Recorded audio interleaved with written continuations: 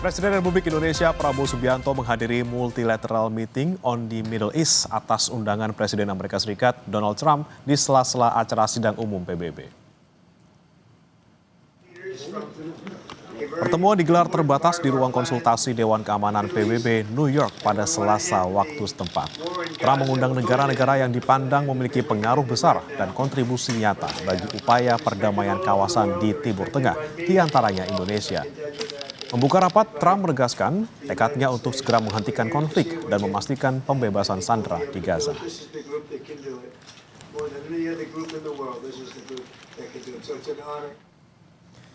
Dalam sesi ini, Presiden Republik Indonesia Prabowo Subianto mendapat pujian dari Presiden Amerika Serikat Donald Trump.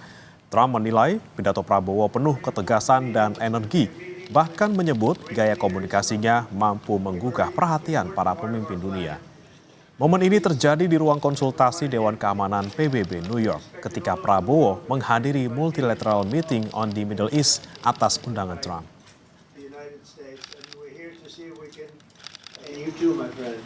Great speech. You did a great job pounding on that table. I said, how would you like to deal with him on your left? It's not easy. You did a great job. Thank you very much. Indonesia is prepared to deploy 20,000 or even more of our sons and daughters to help secure peace in Gaza. Dalam salah satu bagian pidato di sidang Majelis Umum PBB, Presiden Prabowo Subianto dengan tegas mengatakan Indonesia telah menyiapkan 20.000 lebih putra-putri terbaik untuk mendukung perdamaian dunia. Tidak hanya di Gaza Palestina, namun juga di wilayah-wilayah konflik lainnya, dari Ukraina, Sudan, hingga Libya. Prabowo juga berkomitmen dan percaya pada PBB terkait perdamaian dunia. Menurutnya, selama ini Indonesia merupakan salah satu penyumbang pasukan perdamaian terbesar di PBB. Indonesia is prepared to deploy 20,000 or even more of our sons and daughters to help secure peace in Gaza or elsewhere. In Ukraine, in Sudan, in Libya, everywhere when the peace needs to be enforced, peace needs to be guarded, we are ready. We will take our share of the burden, not only with our sons and daughters, we are also willing to contribute financially to support the great mission to achieve peace by the United Nations.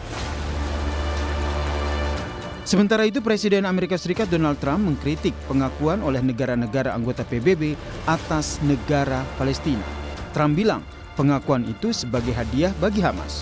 Kecaman Trump muncul setelah 10 negara termasuk sekutu Amerika yaitu Inggris dan Prancis yang menyatakan pengakuannya terhadap negara Palestina di sidang umum ke-80 PBB ini.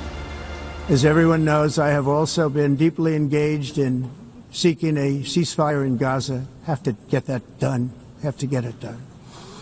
Unfortunately, Hamas has repeatedly rejected reasonable offers to make peace. We can't forget October 7th, can we? Now, as if to encourage continued conflict, some of this body is seeking to unilaterally recognize a Palestinian state. The rewards would be too great for Hamas terrorists for their atrocities. This would be a reward for these horrible atrocities, including October 7th, even while they refuse to release the hostages or accept a ceasefire. Selain Indonesia, sejumlah negara Eropa kini berdiri mengakui Palestina. Presiden Prancis Emmanuel Macron resmi menyatakan Prancis mengakui Palestina sebagai negara. Sehari sebelumnya, di tengah persiapan sidang umum PBB di New York, Inggris juga resmi mengakui Palestina, disusul Kanada dan juga Australia. Saat ini lebih dari 150 dari 193 negara anggota PBB telah resmi mengakui kedaulatan Palestina. Jumlah ini mencakup 81% anggota PBB. Ini pun menunjukkan PBB secara de facto sudah mengakui kemerdekaan Palestina karena 3/4 dari anggota PBB telah mengakui kemerdekaan Palestina. Tim Liputan, Kompas TV.